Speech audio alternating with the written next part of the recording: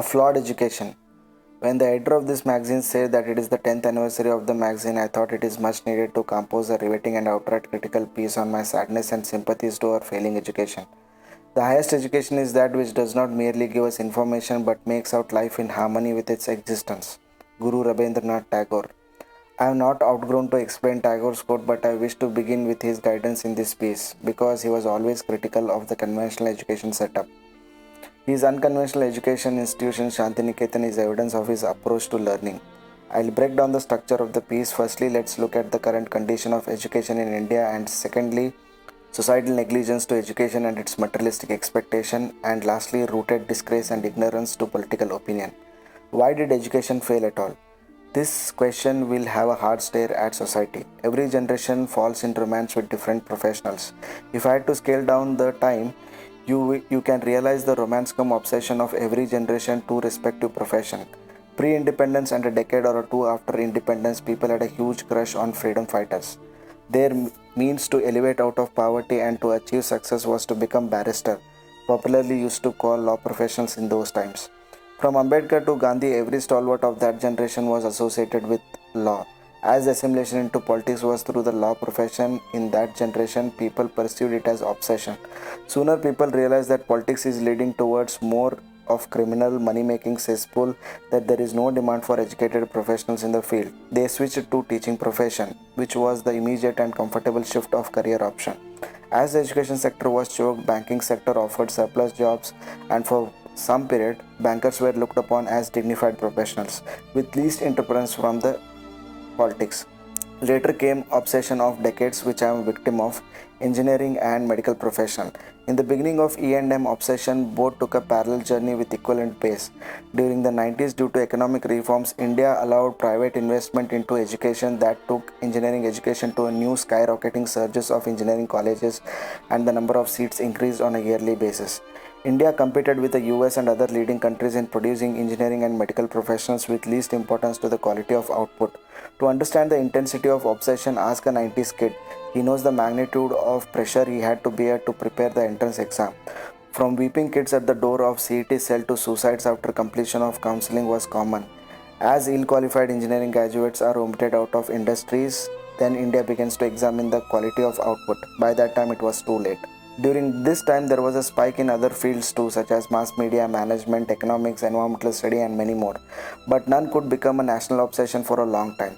Reasons for failure of overall education can be touched at both societal and governance end.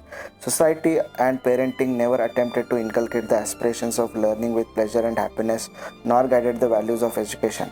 I was always told, and so is the experience of my friends, that we were bribed for education in the name of food, shelter, better livelihood, and a beautiful wife. It must be noted that a girl is accounted as a mere object, whereas girls were trained to qualify as better brides. No matter what society was obsessed with, nature of evolution demanded dignified, skilled professionals at every front. As it is evidently striking on our face how, as a society, we collectively failed, India's ignorant society neither admits its economic, political, educational failures. It has been stuffed with self-obsession and delusional pride with its most annoying past. There is no need to highlight the failure at the governance end. From negligence of primary education to higher education, it has failed at every front to provide, regulate, and assist a decent quality education. Though the quality of education is not evenly failed across India, as we know, South Indian states are good performing at both qualitative and quantitative fronts, whereas North India is crippled with lack of teachers, decent infrastructure, rampant malpractice cases, and rooted discrimination with respect to caste, religion, gender, and whatnot. Political interference and manipulation of the education system is not a recent discovery. During the independence struggle, educated people directed, guided, and explained the masses for free, secular, and liberal society. But as corruption, crime, and influence of money rose into political landscape, educated and passionate leaders fell into a shallow pool of governance. After the student politics and activism was a mere showpiece whose leaders were never elevated to a higher degree of leadership. Few universities had kept the flames of student politics alive within their compounds.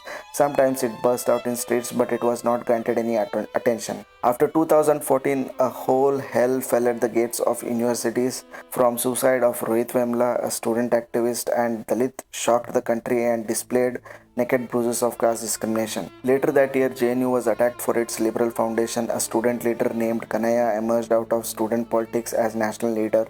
During all this stage drama of media under the ruling party's political feast, detained the entire university as culprit of so-called anti-national aids.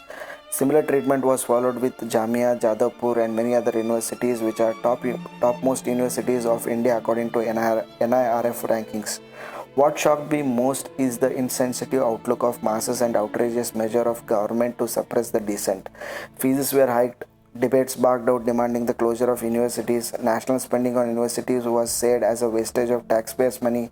Outright lies and shamelessness of public and political parties has shackled universities like never before.